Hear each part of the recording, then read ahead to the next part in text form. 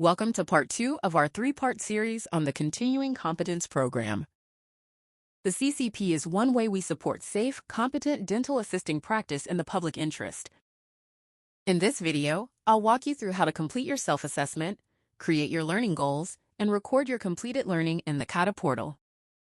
I'll show you where to find each section, what to click, and what to expect along the way. Let's get started. Before we jump into the portal, there's one important thing to know. This is a transition year as we move to the refreshed portal. Because of that, your continuing competence requirements may look a little different depending on your situation. If you're a returning registrant, your proposed 2025/2026 learning goals have already been moved into the new portal. These are the goals you proposed during your last practice permit renewal, and you'll find them under Step 2, Create Learning Goals. You also won't have access to the self-assessment this year because you already completed that step when you created your learning goals during renewal. From there, your focus is on recording your completed learning activities, reflecting on what you learned, and uploading your verification in Step 3 of your learning plan. If you don't need to complete the self-assessment this year because of the transition to our refreshed portal, this is the message you'll see. It confirms that your learning goals have already been transferred over, and you can go directly to Step 3 to record and reflect on your completed learning activities. If you're a new registrant, or if you don't have transferred learning goals, you'll complete the full continuing competence process, starting with the self-assessment. The good news is that this transition year is temporary. When you renew your practice permit for the 2026/2027 registration year, everyone will begin in the same place by completing the self-assessment and creating new learning goals for the upcoming year. If you're not sure which group you're in, I recommend watching our What's New with the Continuing Competence Program video for a helpful overview. Every year, all dental assistants registered with the college must participate in the Continuing Competence Program. This helps demonstrate an ongoing commitment to learning, competence, and public protection. This includes registrants on the provisional register and those who registered late in the registration year. You'll participate by following the 3 steps of the CCP process: assess, achieve, and analyze. The process is simple, and I'll guide you through each step so you can complete your learning plan with confidence. The continuing competence process begins with the assess phase. This is your chance to pause and reflect on your practice. You'll complete a short, mandatory 12-question self-assessment, but don't worry, it's not a test. There are no right or wrong answers. It's simply a tool to help you think about your current knowledge, skills, and confidence, and to support safe, current care for Albertans. As you work through the questions, you may notice areas where you'd like to learn more. That could include new technology, updates to standards, skills you don't use often, or topics where you simply want to feel more confident. Your self-assessment is there to guide your reflection, not to choose your learning goals for you. If your learning priorities change throughout the year, that's completely okay. You can choose learning goals that are meaningful to your own practice and professional development. Once you've identified what you'd like to focus on, you'll create a minimum of 2 learning goals for the registration year. Now let's go into the portal together so I can show you how to complete the self-assessment and create your learning goals. To get started, log into the portal from the CADA website. These images show both the desktop and mobile versions of our homepage. I've highlighted the portal access so it's easy to spot. You may need to scroll down a little to get to it. Once you find the portal access, just click or tap it, and you're ready to sign in. After you log in, you'll arrive at your portal homepage. From here, select My CCP Learning to open your Continuing Competence Program area. Once you're in My CCP Learning, click the plus sign beside the registration year.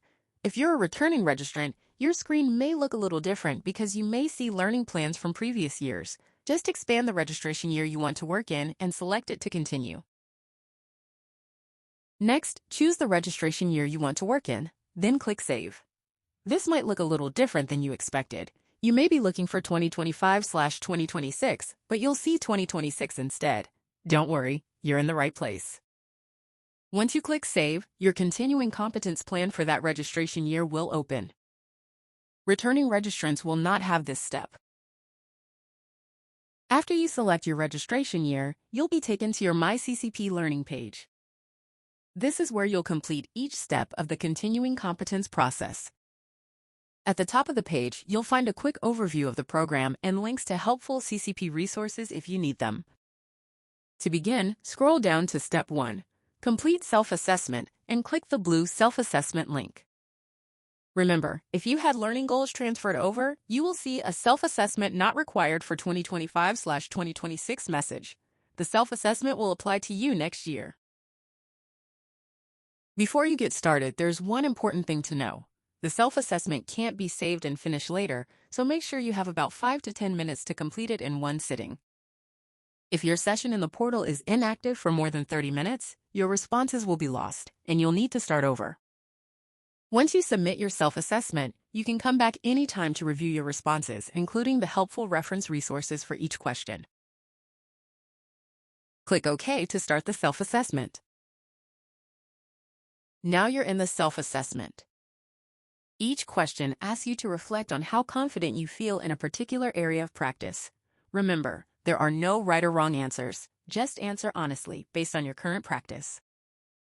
For each question, choose the response that best reflects how confident you feel right now.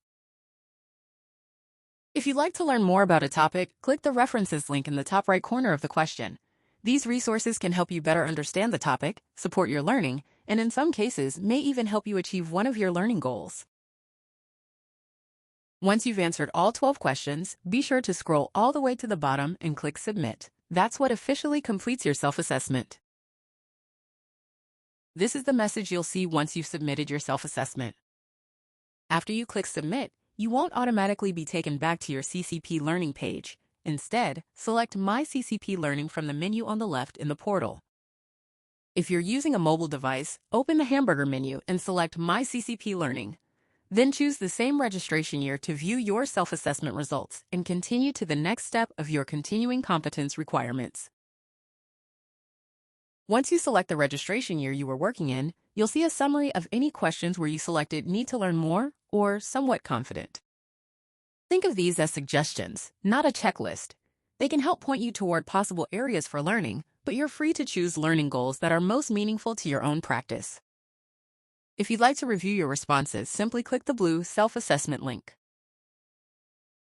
One last thing, your self-assessment may look a little different from year to year. As standards, legislation, technology, and best practices change, the questions and resources in the Reference tab may also change. Our goal is for the self-assessment to be more than just a requirement. It's also a way to help you stay current and support safe, high-quality patient care. Now let's move on to the Achieve phase of the continuing competence process. This phase is about planning and completing learning activities that help you achieve your learning goals. Now you're ready for Step 2, Create your learning goals. You'll need to create a minimum of 2 learning goals for this registration year. You can use what you learned from your self-assessment to help identify areas for growth, or you may already have goals in mind based on your practice, workplace, or career plans. As you create your learning goals, try to make them SMART. That means each goal should be specific, measurable, achievable, relevant, and time-bound. A SMART goal gives you clear direction and helps you focus on learning that is practical, meaningful to your practice, and connected to safe patient care. When you're ready, click Add to create your first learning goal.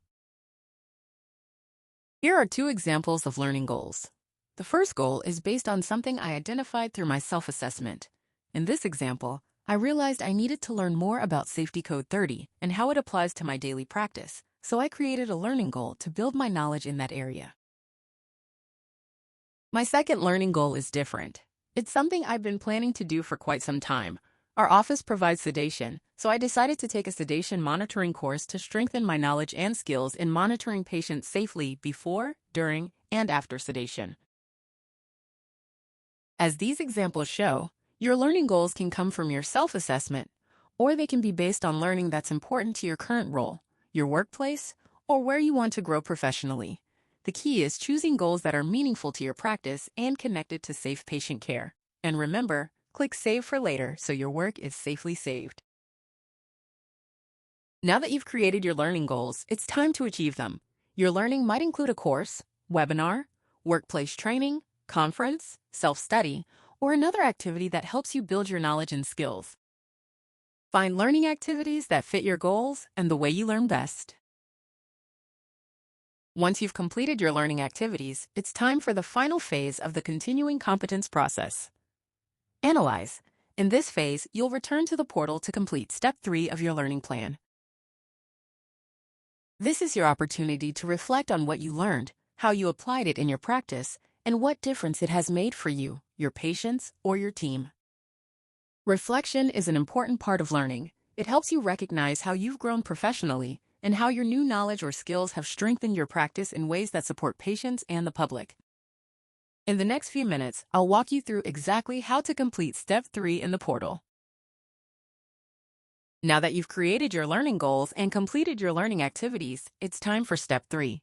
Record and reflect. This is where you'll record the learning activities you completed and take a few moments to think about what you learned, how you applied it, and how it supported your professional growth. Remember, you must complete a minimum of 2 learning goals each registration year. For a learning goal to be complete, you'll need to fill in all required fields, answer at least 2 reflection questions, and upload proof of completion. If your learning activity was self-study, you'll provide the required self-study details instead of uploading a certificate. To get started, click the Add button to record your first completed learning activity.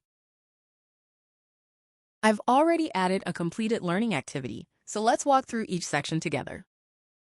First, enter the completion date, the date you completed the learning activity. Next, choose the activity type from the drop-down menu. Then, provide a brief description of the learning activity. In this example, I've entered that I completed hands-on training on an iTero scanner provided by the manufacturer's representative. Next, you'll indicate whether this learning activity was completed to achieve one of your original learning goals created in Step 2.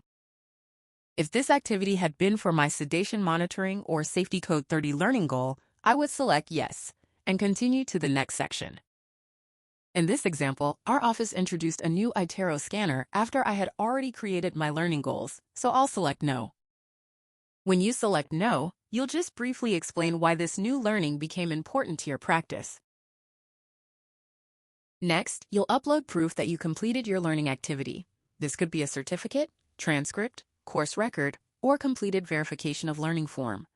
If your learning activity was self-study, you won't upload a document. Instead, you'll complete the self-study fields. Next comes the reflection section. This is where you'll take a few minutes to think about what you learned and how you applied it in your practice. You'll see 4 reflection questions, but you only need to answer a minimum of 2 to complete your learning goal. If your learning activity was meaningful, it should be easy to describe how it affected your practice, improved your confidence, or changed the way you care for patients. There are no perfect answers. We're simply looking for a genuine reflection on your learning. And that's how you complete Step 3. Before you finish, there's one important thing to remember. For security reasons, the portal will automatically time out after 30 minutes of inactivity. To avoid losing your work, I recommend clicking Save for Later regularly as you move through your learning plan. Saving just captures what you've done so far. You can come back anytime to edit your responses, add more information, or continue working on your learning plan. For example, if you record one completed learning activity today and want to add another one later, that's perfectly fine.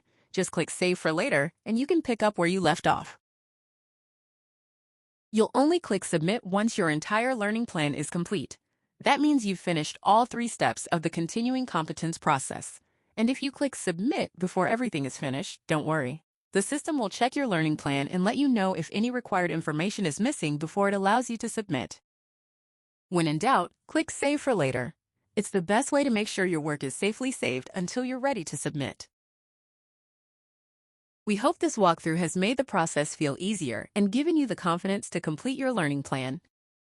If you have questions along the way, we're here to help. You can contact the college by phone or email or join one of our live continuing competence workshops.